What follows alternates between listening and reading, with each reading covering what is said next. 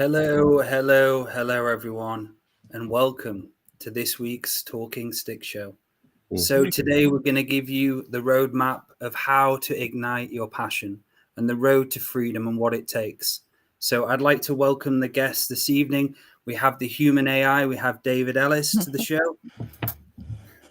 Hello, David. Buddy. How are we doing today, David? Oh, buried in code, but I am okay. Yes, good to have you on.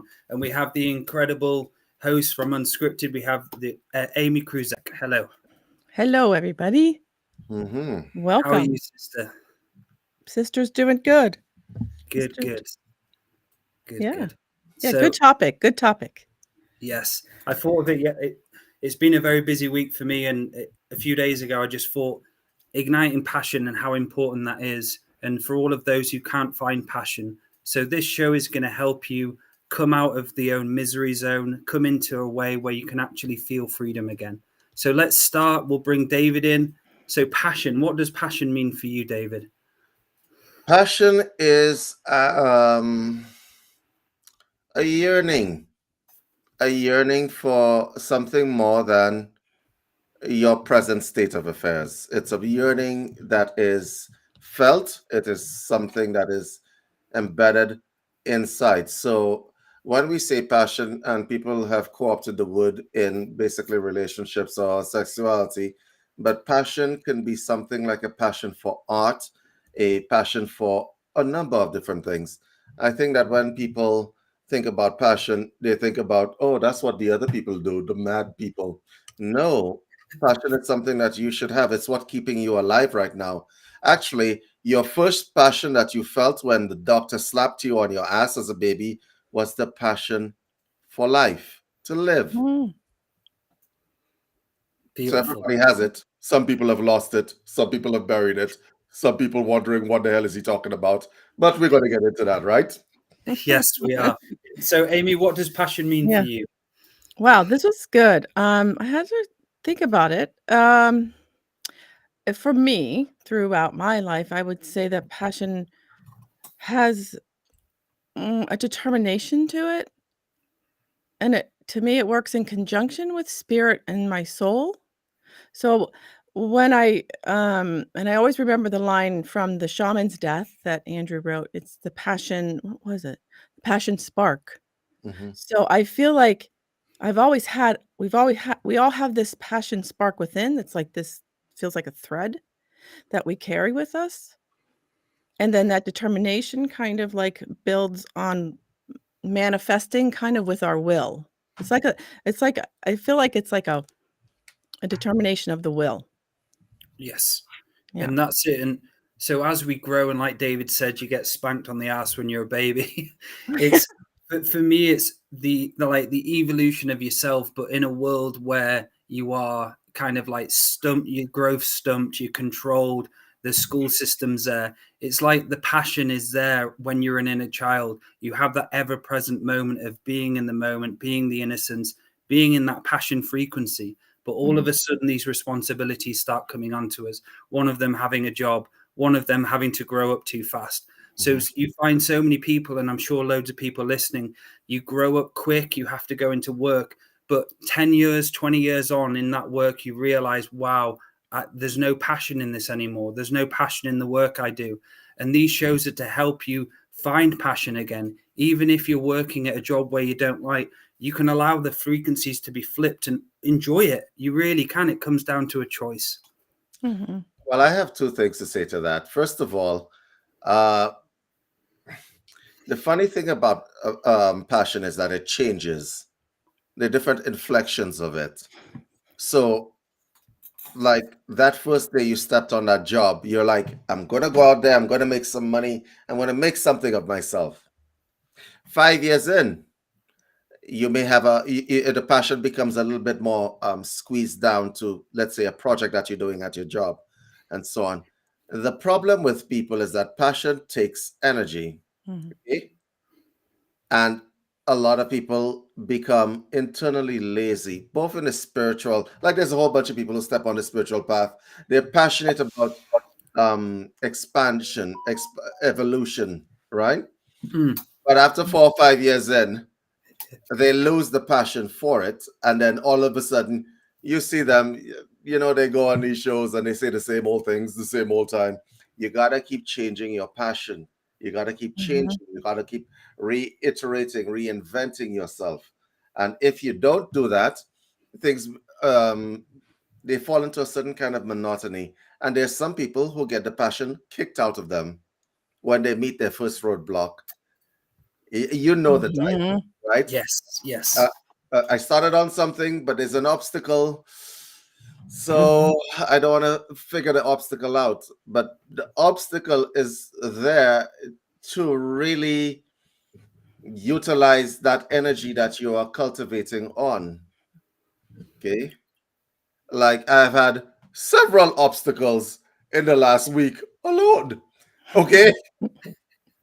Right. But I'm developing different kinds of passion. And no one says that you only have to have one passion. You can have many. Okay. But most people try to occupy the space of one. And I think a lot of people tend to lose their passion due to the fact that it takes energy to continue this concept of being impassioned about something.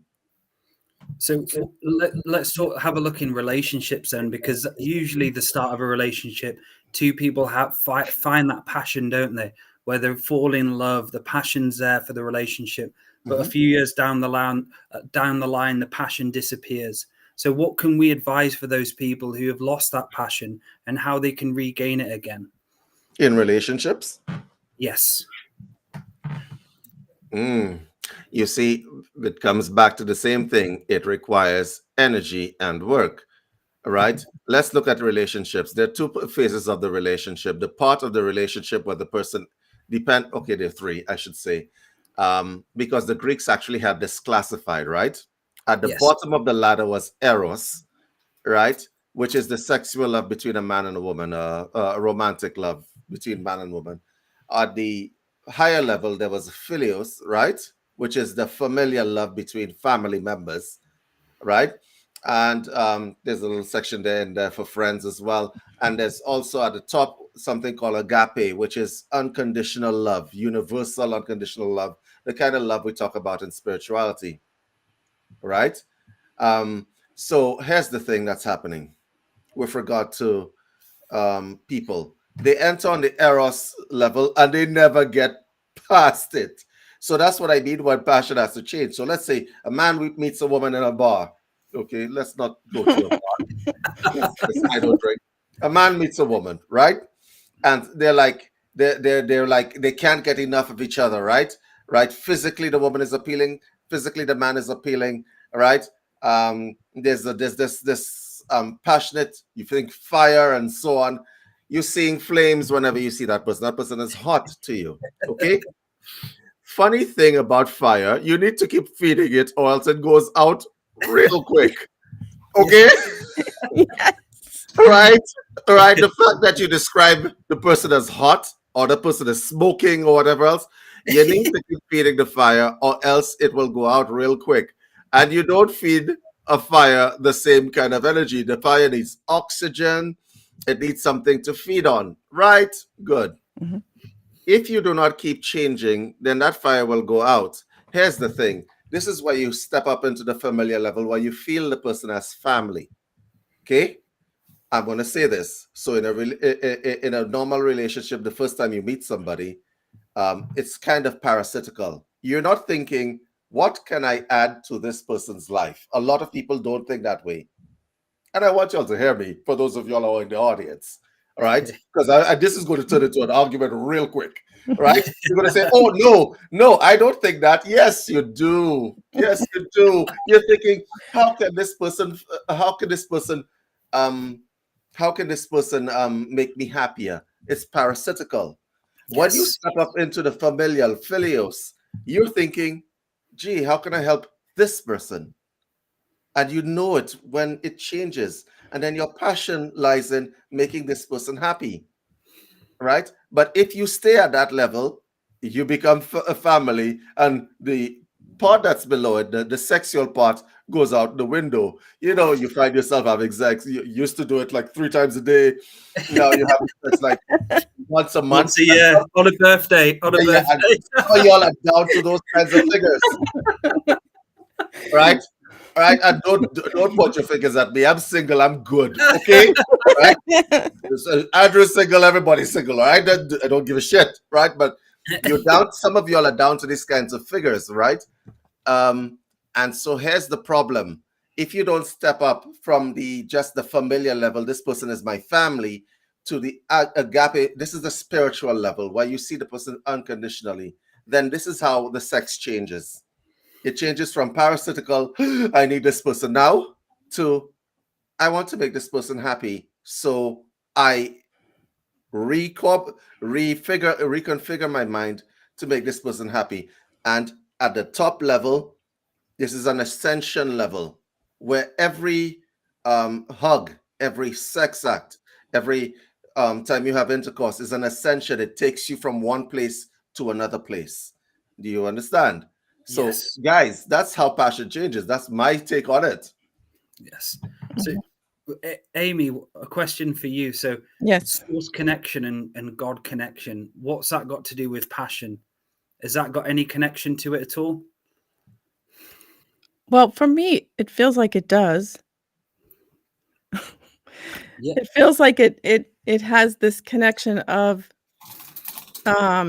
I feel like that's how my life has been kind of like following these passions, not really realizing, well, where's this going to take me?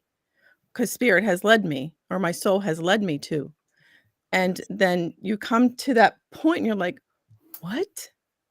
I can't even imagine how this came about, because it was my passion within that I kind of didn't know about. And then it was blossomed with spirit and my soul helping along the way. Yeah. Beautiful.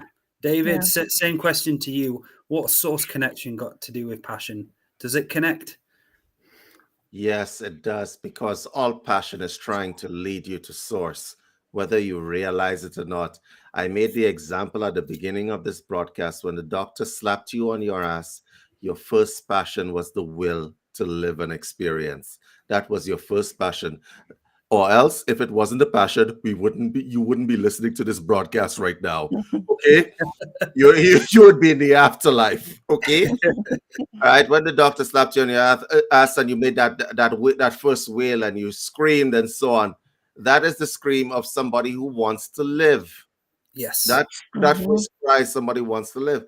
And so every kind of passion that you feel, every time you feel that spark, it's trying to lead you to source, right? It is your responsibility when you feel that spark within to feed it, because that spark is trying to lead you to experience, trying to lead you to expansion. And I think a lot of people, when it is that they don't have that kind of passion, that kind of spark and so on, and they do not know what to do, eventually what happens is that they get into this kind of monotonous kind of vibration, stagnation. Okay. Can you imagine that you decided, I am going to, I don't know, pick up a new hobby, or I'm going to go step into spirituality? You have that passion, you have that yearning. The first time you step into the meditation center, the yoga center, the spiritual center, the psychic surgery center, you feel it. And I just want to, I want to make this very personal to people. Okay. How many of you in the audience right now still feel Christmas in the air? You know what I'm talking about. Yep. Yep. How many of y'all Yes. still feel it? I mean, feel it in the air. It's like a smell. It's like a thing. How many of y'all are still feeling that? Because a lot of people don't feel it anymore because they have kids. You got to buy gifts to the kids. It's a hassle. So they don't feel it. It's a big commercial enterprise, right? How many of y'all have lost the sense of wonder when y'all were kids? Yeah. And y'all were playing and y'all were the magicians? How many of y'all still believe in real magic? Yes. Yes. Yes.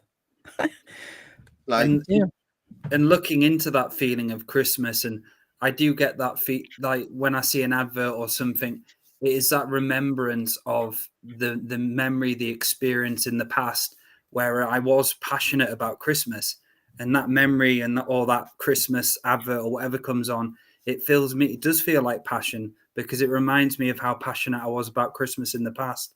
But I don't let it defeat me. And a lot of people, they get so stuck in the programs. And that, for me, on my journey at the start of this, there was a point where I awakened and I was passionate about it, but the passion disappeared after a year. And I had to solely, like David said, solely create the wood, put the coal together, and actually put effort into fueling the fire. And this is where so many people miss it in spirituality, is because they start, the passion's there, it's all great, but they realize how fucked up they are, or how many programs or some work they need to do, and the passion disappears. You have to add more fuel, and more fuel. It's not an easy journey to find passion. You've got to be courageous. You've got to be confident with yourself. And I've been there. I've not had passion in my spiritual journey, but I kept going and going and going, and going back to those points where I wasn't passionate, I was traumatized, or I was depressed, and healing those. And it just completely changed my journey, where now I see the inner work as passion. I don't see it as a chore, like meditating, guided meditation, contract revocations, floats, all of that. Before I was kind of like a little bit, it's a bit of a chore, but it's not a chore. It's just innately source connection, that flow of passion always coming through me. And at times I do feel like shit. I do have my shit days where the passion's not there and I need time out. And that's another thing, isn't it? Important to have time out to yourself, relax, rejuvenate. Yeah, I honestly, the reason why I made an allusion to real magic is that, let's say that I have been to numerous gatherings, okay, where people were practicing some ritual or another, okay? Was this a black magic gatherings, David? No, it wasn't any black magic gatherings. Was that what you learned? It wasn't any black. No. There was no cocaine or prostitutes either. Yeah, little reference there. No, I have been to gatherings where people were practicing some form of ritual. In order to perform this ritual, you have to reach. You have to reach from the inside, okay? There is a density to people right now. Magic is lost in people. And I say, I'm not talking about the spiritual people, because whenever we make these kinds of comments, we talk about spiritual people. Forget about the spiritual people. Go down the road, find yourself a random dude, and you walk up to that random dude and says, do you feel the magic in the air? Do you feel it? Do you feel it? Random dude is going to look at you like, no, but I do know the number of a good asylum for you. Right? He's going, I do know the number of a good asylum. It's like, do you feel it? When was the last time you sat down? And a lot of people don't get this right, because we try to teach a lot of spiritual people this construct. So for those of you who are wondering how you can actually contact passion in yourself, you got to stop. All that density that you're carrying, there's a bunch of dross on you that is locking you down. And I'm talking to everybody in the chat. I'm talking to everybody who's going to be listening to this broadcast, past, present, future. Okay? When there's a density that is on you. Let me tell you what the density is. It's that traffic jam that's in your head right now, if you're listening to me. That traffic jam of concerns and motivations and all the things that you have to do and all so on. It's a traffic jam in your head. It is the belief that things are not going your way, right? These things are locking you up, right?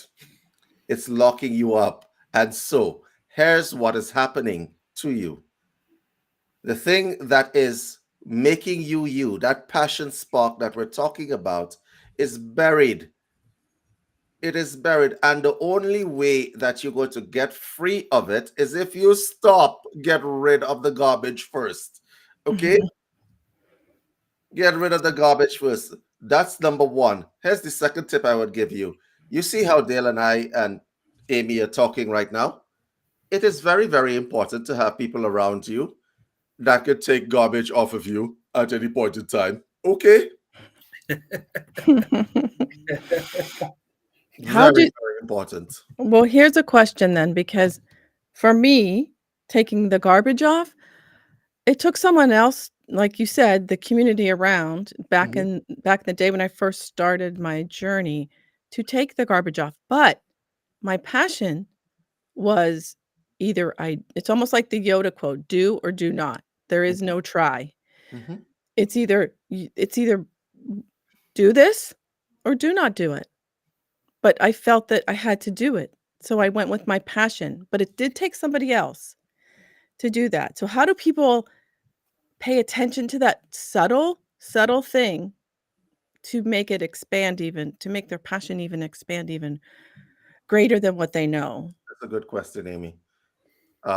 Honestly, Dale, the first thing I would say is fear is going to be your biggest barrier. Mm, mhm. Okay? Like, Amy, you had fear on board a lot of Yeah, the times, yeah. right? It took somebody throwing you off the cliff every once in a while. It Right? did. It took some, it took a friend to keep throwing you off the cliff every once in a while. When you have fear on board, passion does not live around fear, right? Passion, fear is like the water that you pour on the fire of passion, because fear will lock you up and stop you from doing what is necessary to get rid of it first, and it will stop you from doing other things. Like people who are in relationships, they have a lot of fear on board. They do. Mhm, They don't want to deal with certain things, and as a result of that, it locks them up completely. Like it outs you. Okay. Everybody wants to talk about that they are a flame. So when it comes to opening your passion, that internal yearning for something more than the self, my suggestion would be for those of you who are afraid, you got to sit down, you got to think of all the things that are stopping you from being the complete you. Then you get yourself some friends who are going to tell you, hi, come with me to the edge of the cliff and throw you off the cliff. Okay? All right. Sorry, not sorry. Okay. Because here's the thing, some of us are going to be it's going to be very hard for us to do that. Okay. Right. I see somebody in the chat asking a question. Yeah, I could be talking to you too. Right. Which means,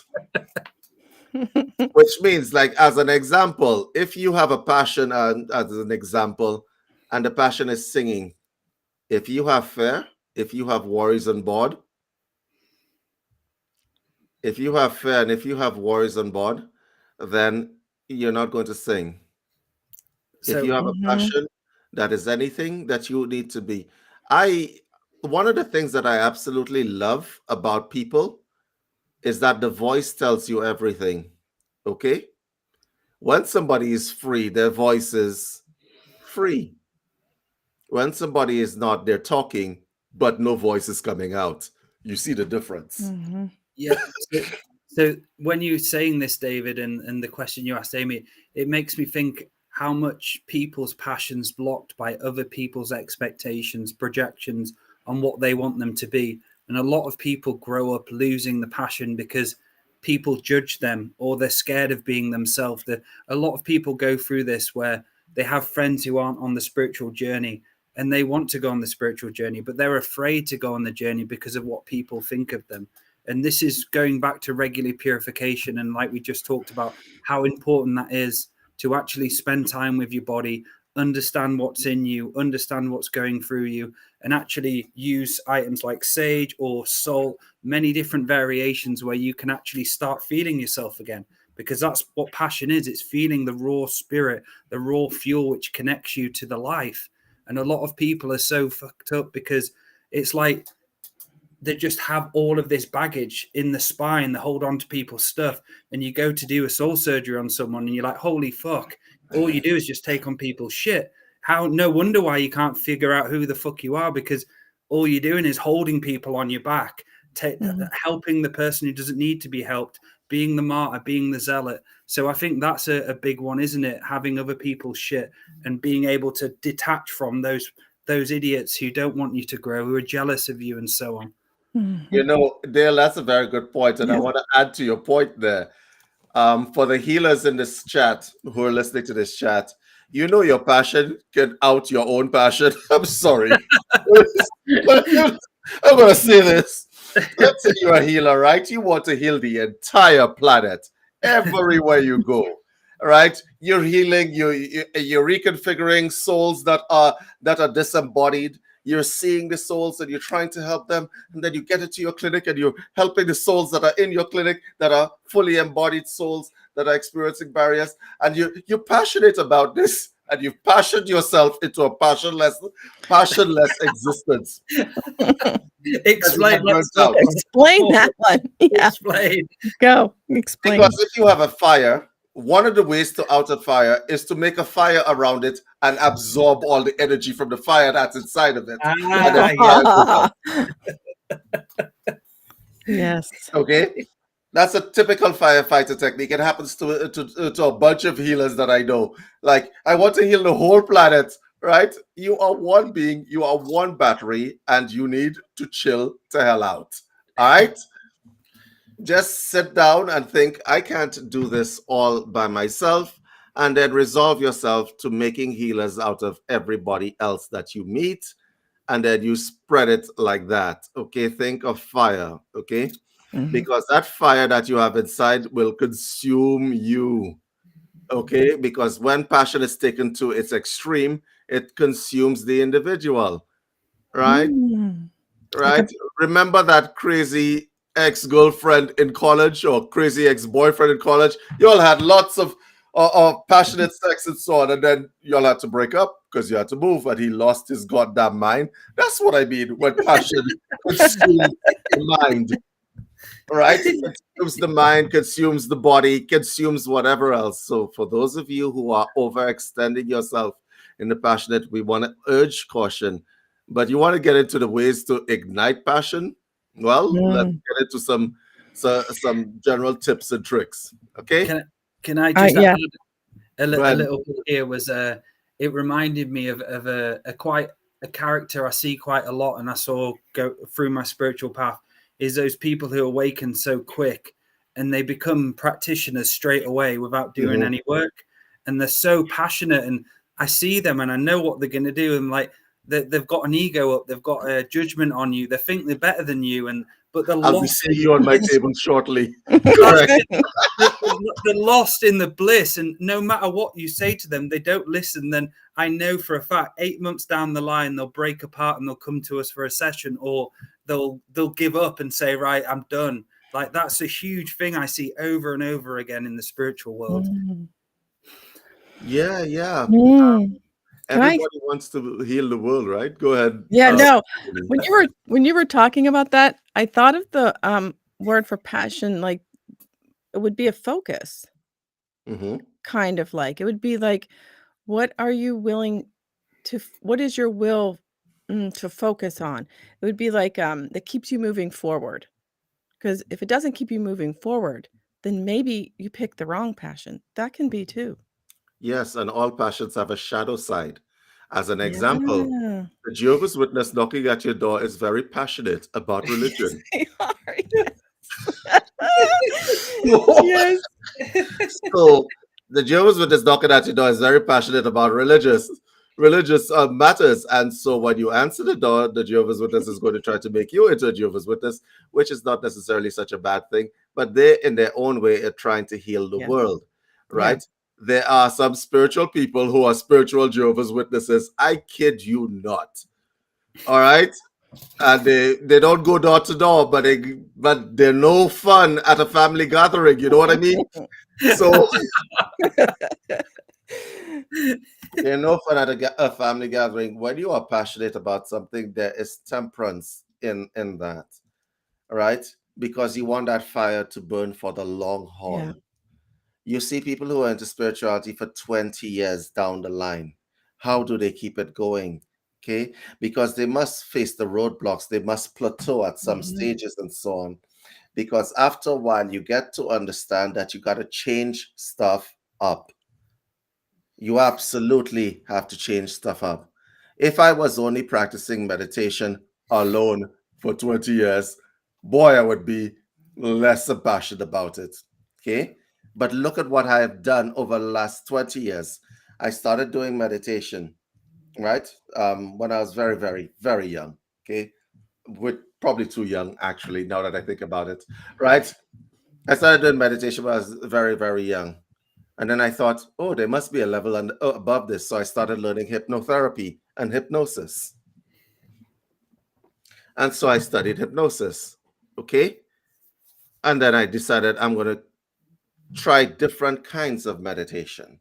Okay. Because each one of them has a flavor to them and each one of them has a unique side effect. Make sense? Mm-hmm. And not being satisfied with that, I've decided I'm going to learn how to manipulate brainwaves. Yay! Right? So I added technology in. I added technology inside the whole construct, right? And then somebody invented the Lucia light, and I'm like, yes, yes, frontal cerebral cortex reintegration. Okay, right? And I'm like, and I'm now practicing. Or I'm like, I'm all over it. I'm like, I'm with the binaural beats and whatever else, right? But the endemic passion it changed over time. Okay, so right now I am, well, Amy's actually helping me up there, right? We are manipulating brainwave capacity. Yes, Amy has a very interesting voice, guys. Very interesting voice, right? And that voice would not have been a voice if somebody did throw you off a cliff, right? Just saying that, just saying.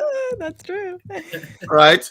That voice wouldn't have been a voice. And you see how passion connects. If you have passion, you also have the law of attraction on your side. For those magicians inside here, you cannot practice magic without passion. You can't. I'm going to say this like 3 times for the people in the back. You cannot practice magic or manifestation without passion. You can't. You can't practice magic without manifestation. Okay? And you can't practice manifestation without passion, because it is your yearning for the thing that you're looking for that is going to attract it back to you. Mm-hmm. Does that make sense? Yes. Yep. And that's where the voice comes in, because if you cannot spell, literally and figuratively spell, then you can't bring anything into your reality. So passion is the attractor. Well, it's Dale's like passion attracted him to Andrew Bartzis. Andrew Bartzis, his passion attracted a whole bunch of other people. Our passion attracted us. That's how we're sitting on this panel together, right? We have something in common. We have a similar passion. We attracted each other into each other's reality. This is not happenstance. This is the movement of the universe. You guys watching this show, y'all have a passion. Y'all may be encased in fear and stuff like that, but y'all have a passion. So you're watching the show so that we can tell you to get off your ass and get with the passion. Okay? So, Yeah. Something to add here would be for those listening, asking yourself that question: am I truly passionate about my journey? When I do the work on myself, am I smiling, or is it a chore for me? Those are some of the questions you really have to go through and dig deep within yourself. And if you are getting that, I've got no passion anymore, you've got to understand where the passion disappeared from you, where the source disconnection happened in your life. Majority of the time, people lose a passion and can't find it because they've been in trauma. Trauma is one of the biggest stoppages of people finding themselves. It's like a big block. It's like just a big deny of who you are. So something, do you want to add to that, Amy, going into that? Yeah, I would like to add that it feels for me passion, you have to lead with your actions. You have to rise above those excuses that you tell yourself so subtly that the action moves you forward. Because I was thinking about the word passion, and the word pass is in there. And pass is more like progress or make one's way. So even dissecting that word, it feels like take action. Yes. Not the excuses. They can overrun you. You can just get, yeah, I'm going to make an excuse. I can't. I don't have time. Whatever excuse you make. Arguing for your limitation as Yeah. Yep. Yeah. And we all know them. Are you going to do some work? You're going to do some work on yourself. Why don't you have a day off today and look after yourself? You haven't done in a few years. Oh no, I don't have time. Right. I still have that. Right. And I still have a little of that. But I have a conversation with myself, you know? Yes. That's important to me. And I do it. I think when you're trying to ignite passion, once again, the first thing is to stop and acknowledge the fear and all the roadblocks that are in your way that are keeping you in a state of density. Understand that as long as you remain in that state of density, nothing metaphysical, nothing expansive is going to happen to you. Okay? It is literally you're a rock and there's a little spark of energy inside there. Okay? And so the first thing is to acknowledge it. A lot of people don't even get to that stage. It's like Alcoholics Anonymous. You have to acknowledge there's a problem before you can work on the problem. The first rule of Alcoholics Anonymous, right? You got to acknowledge that there's a problem before you work on the problem. So how many of you who are listening to this broadcast are willing to acknowledge that you are living in states of density? Because one of the things that people have a problem with when trying to ignite passion is the faking of themselves. Denial. Okay? How many of you are watching CNN still? MSNBC, Fox News, trying to take yourself out of density. Social media is an encaser. Okay? Now, granted, you may be watching this on social media, granted, but social media encases you in a world of shit because you are living on the next hit from whatever validation source that you're having, right? Somebody's going to do this or somebody's going to do that or whatever on social media.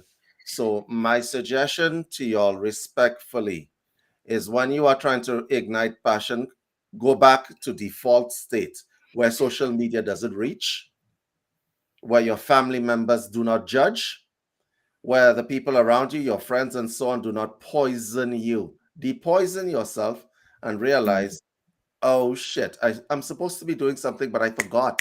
Oh, right, I was supposed to be taking over the world. Right. How did I get derailed? Right? Right? How did I get derailed? All of these things are encasing you guys. And my first suggestion is to remove it. So acknowledge that you are living in a state of addiction and a lot of addiction to drama and barriers and so on.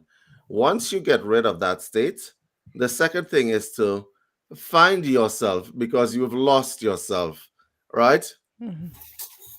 So that sounds so corny. Even it sounds so like working salad, that David. That sounded so corny. Let me break it down to the right, because that sounded corny as hell. When somebody says to you, find yourself, what they mean is that there was a you that predated all the crap that is all that stuff. I ask people prior to 2020, you know what happened in 2020 with this, global issue that we had over the last 3 years. Remember yourself in 2013. Are you the same person now? Right? You remember when you used to go over to your parents' house or your dad's house, you're having barbecues and stuff like that, and you just messing around. If you remember who you were before all the, the barriers and all that stuff and all the COVID stuff, and you were wearing a mask and so on, are you different now? Are you different? Because if you can't remember who you were, that happy-go-lucky person who was in the clubs, on the beach, right, hanging out with friends, right? Yes, Amy, I know you're the same person because you have your Amy's social life is better than every one of ours. Right? Anyway, I'm putting you out there. You are. He has a better social life than everybody else in this entire chat room, right? So, if you were that kind of person, that was carefree, and do you feel it now, or do you feel a weight, this invisible weight? Acknowledge the weight. Acknowledge the weight that's on you right now, because the only way you're going to get rid of it is if you acknowledge it, because you're just going day to day and you need to stop. And that's why it's Yeah. important to get help. Go see someone who can take a look at you and give you some advice. And when they give you that advice, don't get triggered by it. Actually listen to the information you're receiving. And that's one of my biggest growths came to me when I asked for help, and I asked for people around me to help me, because of my ego didn't want it back at the time.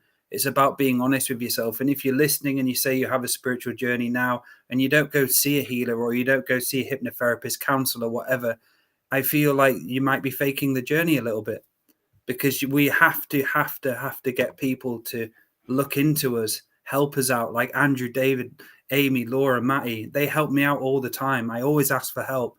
I think asking for help is one of the best things you can possibly do to yourself.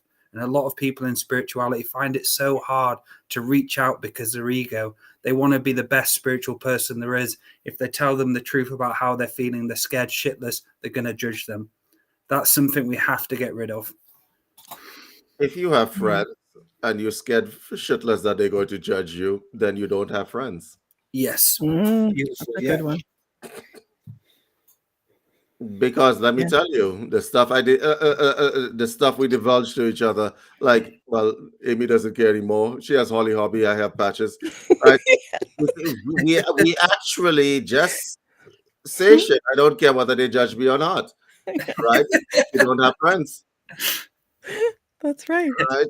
If you have friends and you're scared that they're going to judge you, you do not have friends. Yeah. Okay. So in case you're wondering how the process of acknowledging the weight is, all you got to do is sit down, close your eyes for a moment. I'm not taking you through a meditation, and just observe the thoughts that are coming into your head randomly, pushing you down. You got to get rid of that stuff, because when you're trying to get back to passion, you need a clean slate. You need to remember who you were. Who were you? Who are you actually?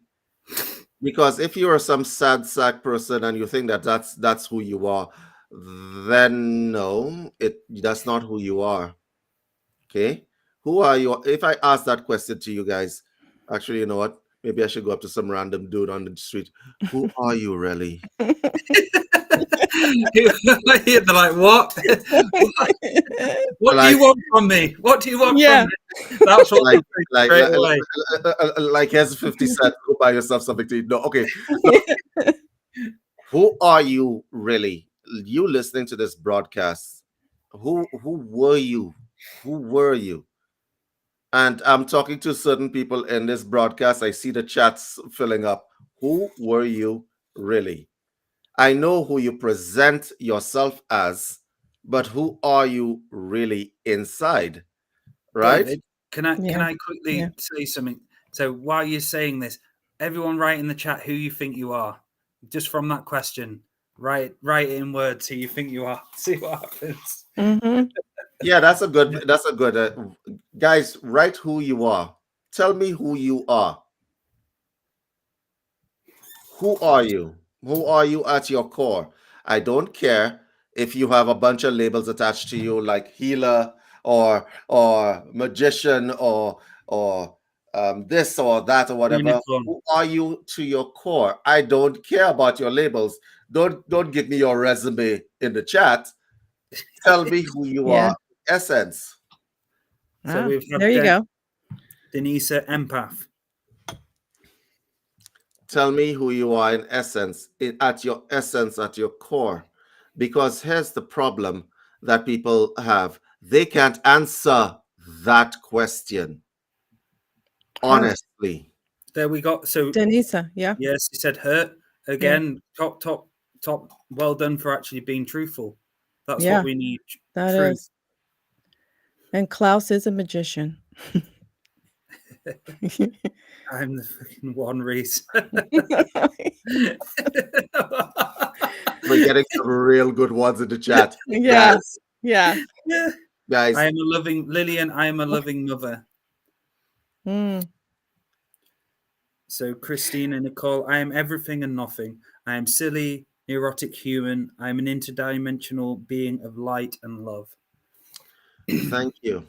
Mhm. Thank you for telling us who you are. Yeah. Because when it is that you meet someone, you need to know who that person is. Okay? If you ask somebody who you are, that person should be able to tell you. Let me give you some advice for those of y'all who are thinking about getting into passionate relationships. The first question on your first date should be, who are you really? Oh, that's a good one. If you are going on a date with somebody or you're meeting somebody for the first time, ask that person, who are you? Because you see, people are going to spout out they're going to tell you their resume. Oh, Mhm. yeah, I'm a corporate lawyer. I work on Wall Street. I Yeah, make yeah. X amount of things. I drive this. My house is here and whatever else. That's not who you are. No. It isn't. It absolutely isn't. I am not interested in that shit, right? I am interested in who are you really. And for those of you who are into transactional relationships where you care about the person's labels, you'll be shooting yourself in the foot. That is Mhm. not going to be a passionate relationship. When you ask somebody, who are you at your core? Who are you? Their answer tells you everything you need to know about their level of density. It absolutely does. Okay. But you, as a person who's asking the question, you better be able to answer that question yourself. Okay.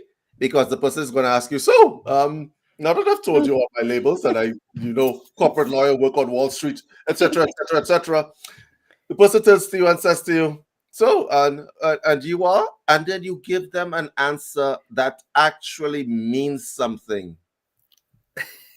Yes. Yes. I am I a love soul, that. right? I am here for experience. I am not perfect. I make mistakes, Mhm. right? I hurt and I feel. You give them that answer, and then they look at you like, "Oh shit, Yeah, I what gotta did you go. leave now?" I gotta Yes, I have myself a live one. They're gonna think you're crazy, right? live one. Right? They're gonna think you're crazy, right? They're gonna Yeah. think you're nuts, right? And when they think you're nuts, it tells you who you're dealing with. Because if somebody cannot take an answer like that, if somebody cannot take an answer like that, then that person is not interested in you. That person is interested in your labels. Yes. You understand what I mean? Yeah, Yes. yeah, yeah. Yes. I had that the other week with I go skateboarding. I skateboard quite a bit, and there's a guy who I met after, and we had a drink afterwards, and I've known him for quite a while. But it was so nice to have a friend. He was actually asking me questions about myself and actually interested, listening to what I had to say without judging me. And those are the people you want to find, friends who can actually listen to you, want to know a lot Mhm. about you, and they're not judging you, or they're not just wanting a label this, label that. And unfortunately, in this spiritual game, you deal with a lot of jealous people. Like David told me yesterday when we were on a chat yesterday, in this game, people are going to throw you down. The more you raise yourself, the more authentic you become. There'll always be those people who will try and smash you straight down. Mhm. And that's the reality, unfortunately, we live in. Yeah, and that's their Yeah. passion. Their passion is to take Yes. people down. There we go. Yeah. Yes. Yeah, That's their passion. Yes. Listen, there are some people who are made out of hater material, okay? Yeah. And we've seen it in the spiritual community. We have seen it. We have seen it.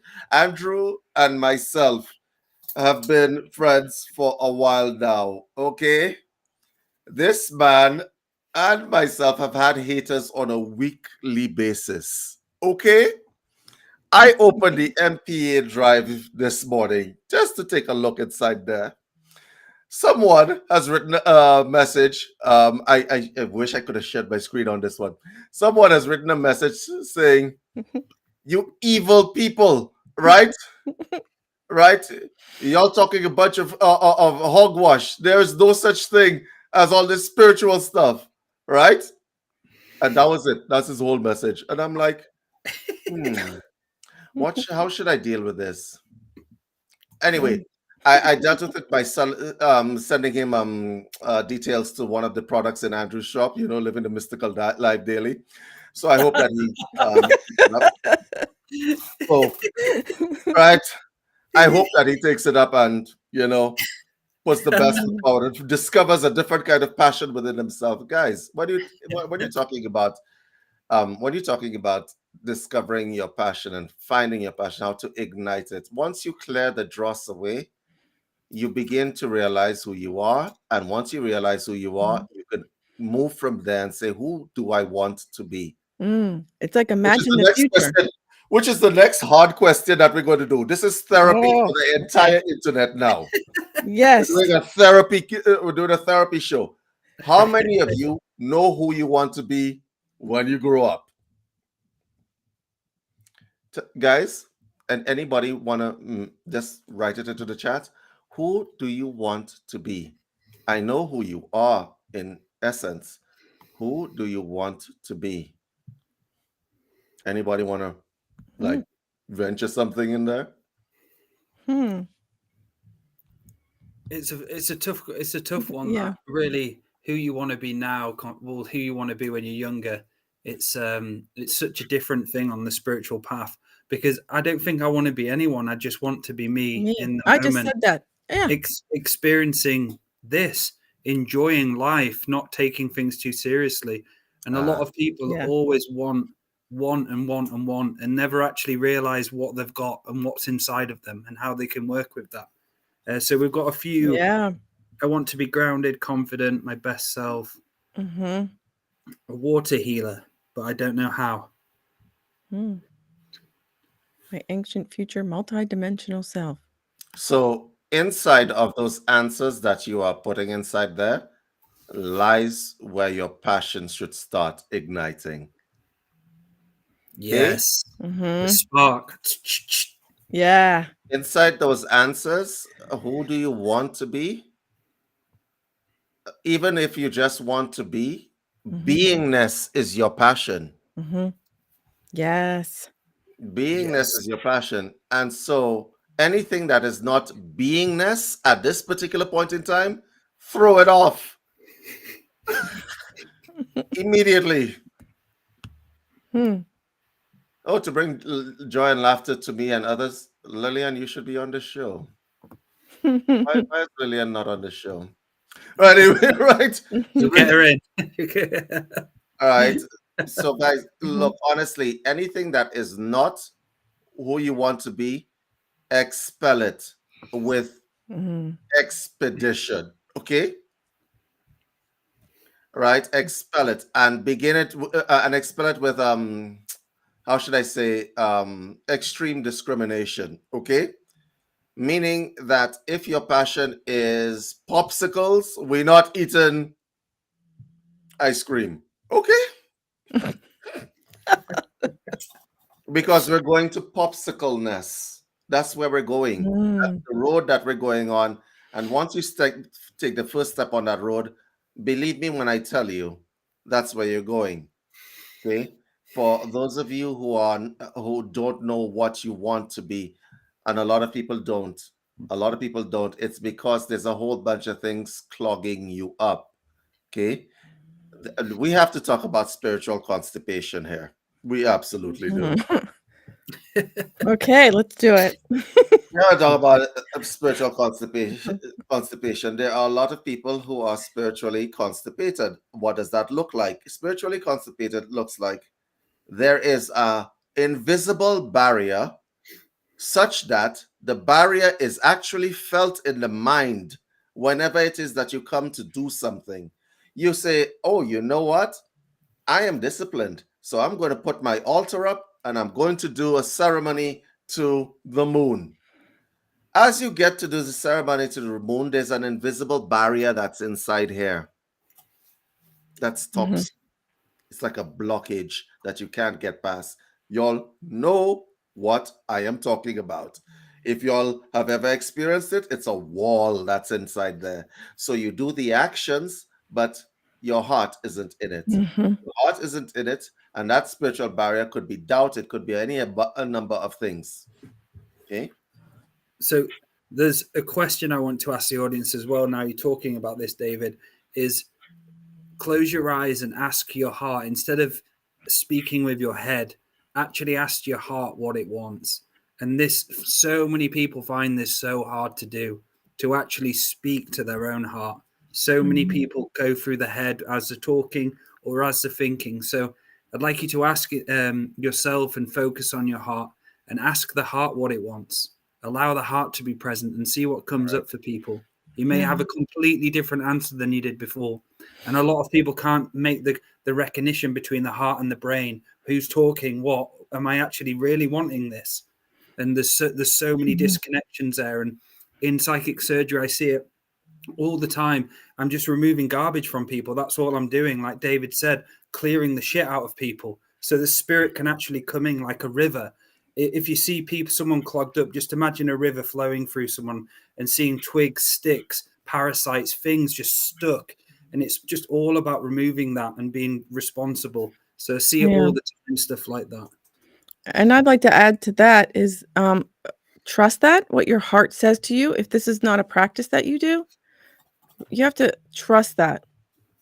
I used to have exercises because I used to teach those kinds of yoga classes where people needed to reconnect. Okay. Mhm. The heart center. You want to know one of the best ways to do that? Get yourself a co-regulating partner, right? Sit cross-legged back to back and let the spines connect to each other. If you guys can visualize this, Mhm. right? Let the skin contact, okay? Let the skin contact. Why are you backing each other? Because nothing else is getting in the way. No, no, she has really nice tits. No, none of that shit is getting in the way. That's why you're sitting back to back, okay?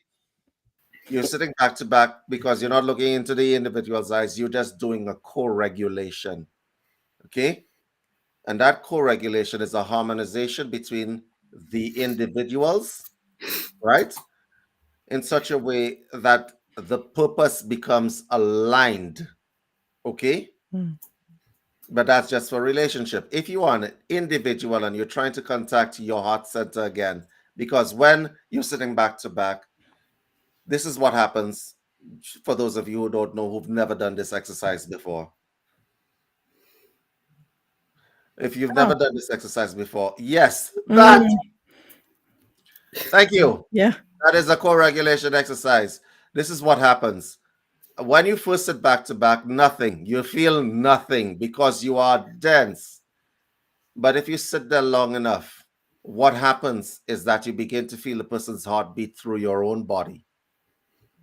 You begin, and if you sit there long enough, you begin to feel the flow of blood. This is a circuit that you're trying to connect. Okay? It is a circuit that you are trying to connect. It is a co-regulation circuit. This stuff is useful. For those of you who are out of sync with your partners, go do that now. Like, do it now. While you're listening to the show, do it now. Don't wait. All right? All right, I'll be back. I'll be back. For the no, you all Okay. Right? For those of you who do not have partners and you're just trying to feel your heart center and so on, then the Reiki methodology is ideal. And this is what it looks like. It looks like this. Inhale. Exhale. Inhale. Let the chest rise. Let the chest fall. Let the feeling come in and come out. Connect with your heart. The pressure that you put with your hands on that on your chest, the respiration, the inhalation, the exhalation, that will clear out a lot of the blockages that you have. It is a self-healing process. Okay? And it's right there in Reiki. It's inside psychic surgery, I suspect. Yes, it is. So when you're doing it on yourself, right? Yeah.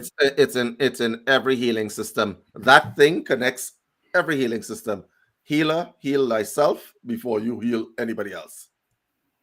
Yes. And that can ignite your passion, right? It will, Yes. because it's clearing the dross out. And look, Yeah. people don't want to look. This is what kills me about people. Somebody would sit down and watch a television ad. They'll buy their Revlon body wash, right? They'll do their purification things. They're doing Maty. They're pouring water into their nose and so on. And you're still a walking garbage can. Okay? You're still a walking garbage can of spiritual and energetic dross, right? You got to do the spiritual hygiene. You got to clean yourself out, or else passion is not going to. You can't have a fire when you have a bunch of blankets over it. No. Actually, you can, depending on whether the blankets are filled with gasoline. Never mind. My mind just went. Oh God. But you Explosion. cannot have a fire and have a bunch of blankets over. You take the blankets out. You absolutely do. A lot of people do not know. They don't want to be soft anymore. Nobody wants to be soft anymore. Everybody wants to be this. I can deal with the world, because that's what COVID did to y'all. It made y'all hard. Yes. Yeah, that's so true. And there's Wow, like, yeah. so I remember a story of this person who rang me, and she was going to come on one of my psychic surgery trainings. And she went off and did her own spiritual stuff for a while. She runs events, loads of them. But I could see that she was so passionate, she forgot to ground herself all the time. And she was a very ungrounded person. Even though she was doing a lot, she was very ungrounded. And those are the type of people where parasites, entities love to haunt. And so a very important grounding, passion. You've got to be in the body. You've got to actually be here in the now to actually feel passion. Because a lot of people are just constantly out the body. And I remember she talked to me, and I felt this really nasty energy in her spine. I was like, holy fuck, there's something feeding all the way up your spine. As soon as I talked to her, I was like, holy shit. So it's responsibility. It comes down to, if you're passionate and you're on this journey, you have to learn grounding skills, being present in the body, listening to the body, observing what's in you. Projections are a huge thing, what people aren't aware of. When people project at you, especially family members, it acts as dirt, dense energy, and it can make people anxious. It can make people worry, overthink. It can actually kick them out the body. So these are some tools, what we're going over in the show, to help you, which have helped all of us in the past. Yes, grounding is a hell of a thing. I have a story to give, which is not a nice story. When I was younger and I was teaching yoga teachers, we had one of those ungrounded people, very airy-fairy, right? But I was in an island where they sell cassava cakes. For those of you who've ever eaten a cassava cake, I'll explain what it does. Okay. I fed her the Dale cassava likes cake. cake. So if you've Yes, ever eaten cassava I'm on cake, the cake when you break, eat it, it baby. looks really On a small, cake right? Yeah. So I thought I needed to ground her really quickly, right? So it looks really small, right? It's just a little flat bread thing, right? But then you eat it, and when it gets into your stomach, it inflates Oh God. and keeps you in a very static position for a while, right? No. Right? Inflates, right? Right. It keeps you in a very static position. For those of you who've ever eaten that thing, it actually slows you down. Right. So if you have any airy fairy family, no, I'm not going to suggest that. Right. It will ground them for sure. That is external grounding through nutrition. And my suggestion, if you guys are the kinds that are floating about the place, entities will grab you. The grounding is necessary. All right. And one of the things that a lot of people live in and they don't realize is a constant psychic attack from other people. You could walk down the street right now. Okay. I guarantee you that somebody is going to do some sort of psychic attack on you, especially if you're a woman, right? They're going to do this parasitical thing and say, oh, look at her. That's a psychic attack. For those of you who are watching, for you guys that are watching this thing, if you are looking at a woman and directing that kind of phallic energy in her direction, that would be a psychic attack. Yeah. That would be a psychic attack for those of you. And women feel it. And they're under constant psychic attack, right? Depending on how they look. Okay? Yes. There are some women, however, that ingest that energy and revel in it, which never is a good thing because that will twist you up inside. Okay?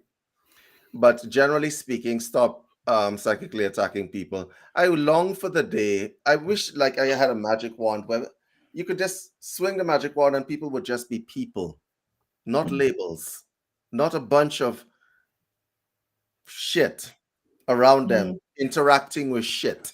Because it's not real people interacting with real people. It's not people who are true people at their core interacting. It's just shit interacting with other shit. You go to like I was invited to an event, right? Recently. I went to the event. There are a bunch of people with a bunch of labels around them, a bunch of shit that they have going on. And they're interacting with each other, and it's a sort of unclean kind of interaction, energetic interaction.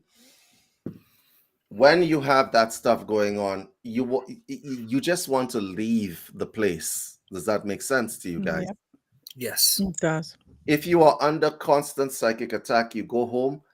All of that is built up over time. You have to clean it when you go home. Don't just fall asleep with it. It's going when you wake up, it's there. Okay? Process it. Let it out. And can I make a suggestion? Mm-hmm. So, David, I know a month ago or so, I don't know, we were just chatting and I was just chatting about, I don't know, whatever my day was. And we were talking, and then you said, you need to protect yourself. Mm-hmm. Okay. And I'm like, what? I do all my, okay. So what happened was I wrote my own daily protection prayer, and it came out like nothing. Like, what? What was this thing? Everything that we talked about, certain words you said, it was like it just flowed out. So I do that every day, the daily protection prayer.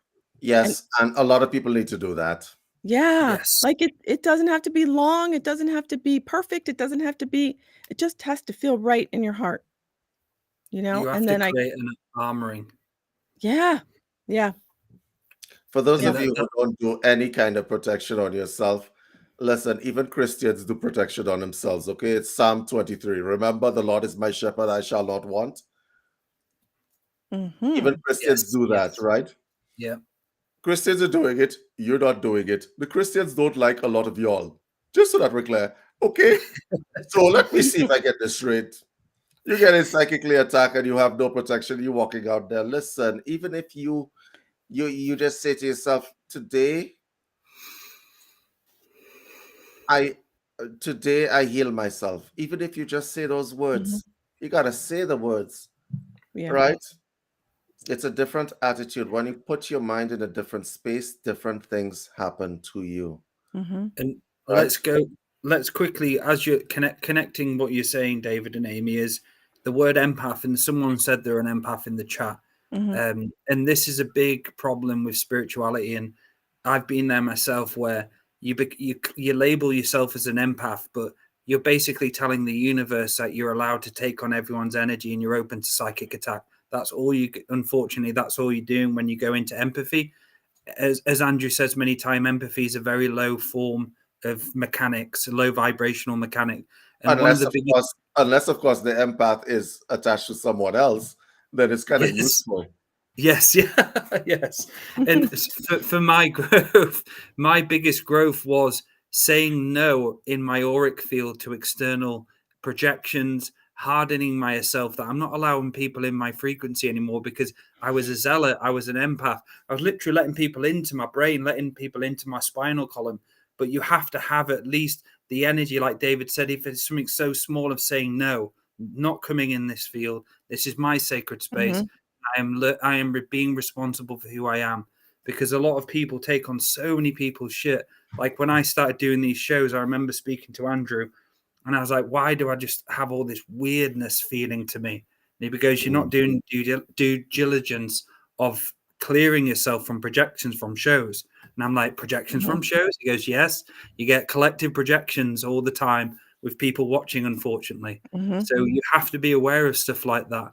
Someone may be projecting on you, or someone may be jealous of you. And that can, if you allow that shit to come in, it can stick in you for a long, long time. So I have this idea, right?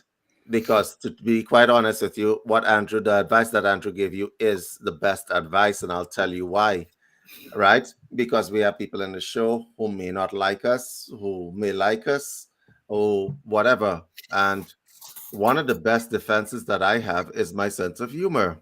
And I'll tell you why. Because whenever somebody says some nasty shit to me, I find it exceedingly funny. Okay? Like the troll, like the Zoom troll in the last Yeah, like the Zoom troll. I want to have a troll show where we let all the trolls in. Okay? Everybody who doesn't like us, everybody that has some nasty shit to say, let them all in and have some real fun. Okay? Right? Have some real fun. And let's start flipping frequencies, because the thing is, when somebody says something nasty to you, right, you got to see the humor in it. Like, honestly, I went to the last time I had a negative interaction, and this is not a good thing. Don't judge me, bro. The last time I had a negative interaction was at a Canadian Tire store. And this guy is pushing the trolley, right? And he's coming from around the corner, not looking where he's going. And he almost bags into my trolley, and he says, "Why don't you watch where you're going?" But while he was saying that, I realized that he had like 4 front teeth missing. And I said, "You got bigger problems than me." I didn't tell him what the bigger problems were. I just said that you have bigger problems than I do. And I just kept it pushing. Okay? Now, I didn't burst out laughing at the individual's face, but I just realized, my man, you can't have a bad attitude. Right? Like, get the dental plan for us in order first before you start giving people bad attitude. Okay? So when you are looking at people and they're spewing nasty shit at you, there's a reason why they're doing that. And you just have to isolate what it is, right? You just have to isolate it. And unfortunately, and I say unfortunately, don't judge me, bro. It becomes extremely funny when you isolate why that person is spewing negative shit at you. Like Amy, as an example, you had negative interactions. You've had negative interactions. And I find that funny as hell, because the reason why somebody will try to have a negative idea about you, right, is because, well, you're not doing what that person wants. True. Narcissist. Yeah, true. Yeah. Yeah. Right? Yeah. Right? And Dale, the reason why people will attack you is because you have something that they don't have. They will attack you. So there are people in the chat. I would really want to let in the trolls and let them have it. We'll have to do a Zoom.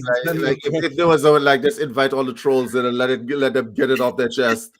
I would die laughing. I think like there are times when we've had enemies, even recently, try to attack us online and stuff like that. And Andrew can tell you, he called me and said, "David, did you read this or did you hear this?" And I'm like, "No." And then I go read it, and I almost choked myself laughing. All right, I almost choked myself laughing, because this is funny. A lot of the stuff that people will attack you with is funny. You're just not seeing it yet. You want to think about passion, you want to talk about healing yourself and so on, develop a sense of humor. Yeah. And one of my passions is laughing. I love to laugh at stuff. I laugh at the most inappropriate things a lot of the times, okay? I'm telling you that straight. I'm outing my own self. I'm telling on my own self. I laugh at inappropriate shit all the time. Because at the end, everything is just funny. And that laughter, David, is alchemizing dense energy as well. Yeah. So it's allowing the dense energy not to be around you or not penetrate you. And the amount of alchemy which is in a laugh it's beautiful, isn't it? When you're in the moment and it's a bit serious, and all of a sudden you look at each other and start laughing. It's a very special moment. This morning I went out of my house. My car has a key fob attached to it. Okay.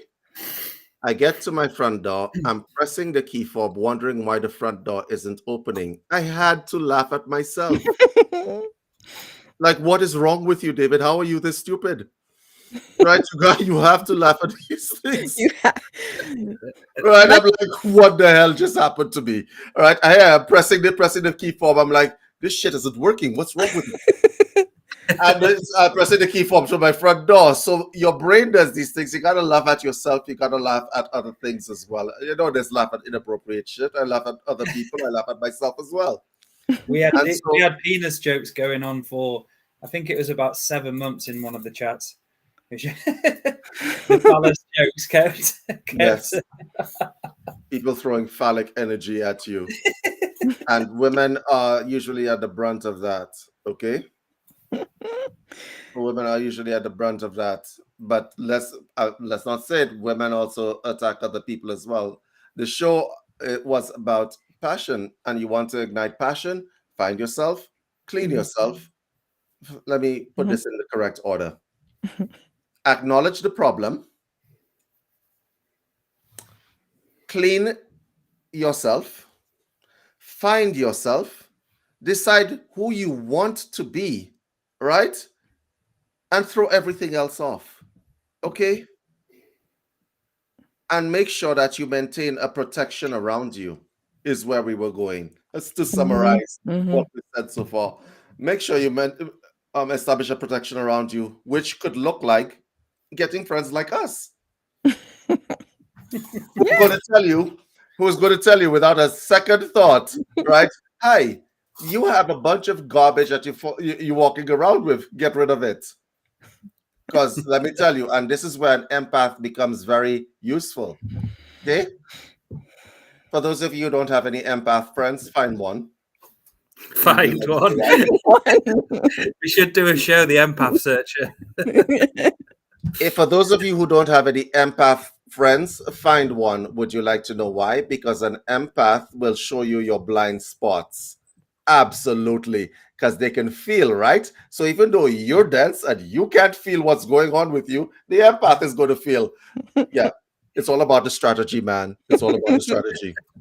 Right? Because the empath is going to feel that because you could try to hide things from yourself. You might be in denial, but you can't deny it when it's showing up on the empath who's outside of yourself. So empaths are useful. They may not be useful to themselves. An empath walks into a bar, right? But they're useful to everybody else in the spiritual community. They are, right? Because there are blind spots that you don't see, some anger issues that you have. You are not going to see them. The empath will.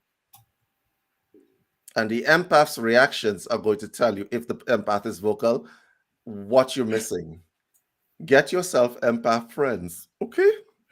Useful. Right? What about a combination of an empath and someone who's got a demon attached to them? An empath walks in the bar and sees that person and goes right in them and starts. That is a mathematical equation right there. Can you imagine that you are like you have an empath like who's a demon empath? Oh geez. Oh jeez. No. Oh geez. No. God.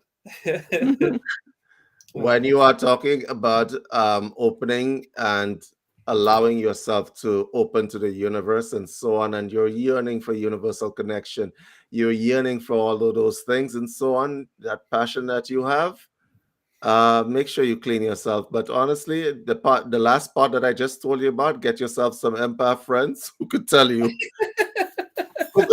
yeah, you're not clean yet. David, right? Where would you find these empath friends? So let's have a definitely not in a bar. That's what damn sure. What event would there be at? Let's try and think of one. A typical one. You want to know how to find empaths? Yes. Yeah, how do we find them? Go into a crowded area and then just shout really loud all of a sudden. Okay? You can see the empaths clearly. Okay? Right? If you are not particularly psychic or whatever else, and you want to isolate who the empaths are in the room, change the condition of the room or the energy in the room, and you know who the empath is immediately. Okay?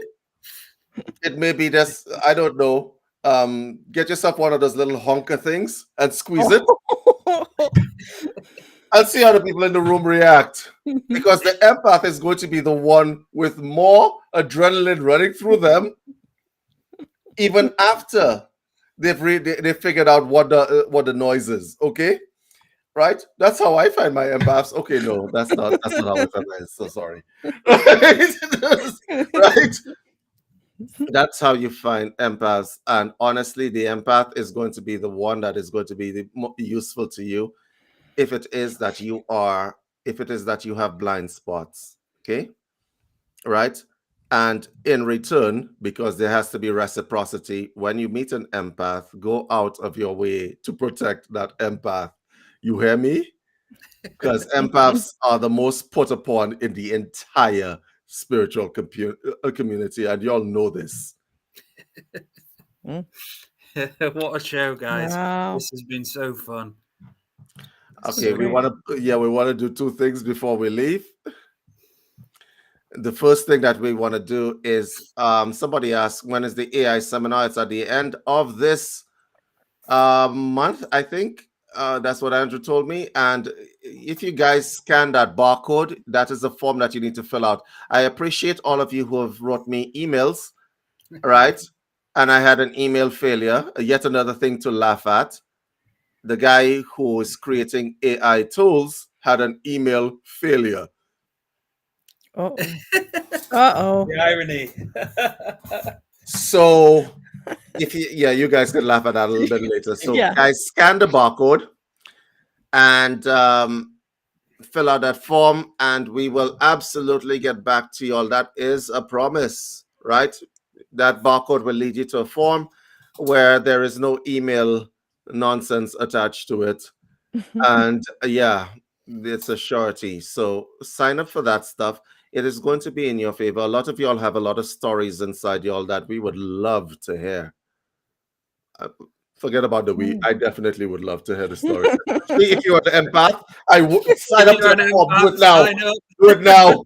Right? Especially if you're an empath, scan that barcode. Right? How are they going to scan it? Are they going to project themselves into it, David? Right? Because I want to hear your story for sure. I want to hear your stories. That's it. That's it, Dale. I'll pass it over to you. Thank you. So someone actually asked in the chat, we are not all psychic surgeons. Do you have some tips on spiritual cleansing? I'm guessing, Lillian, you've listened to the show for quite a while because I've seen you a lot. There's so many hundreds of episodes of Andrew's teachings, talking sick shows, which give you the idea of how to do that free of charge. One of them obviously would be using salt, going to see a healer, going to see a psychic surgeon. Also as well, which I'm going to let you all know, is I've got a psychic surgery training coming up. So if you want to learn the actual skills of going into the body, perceiving what the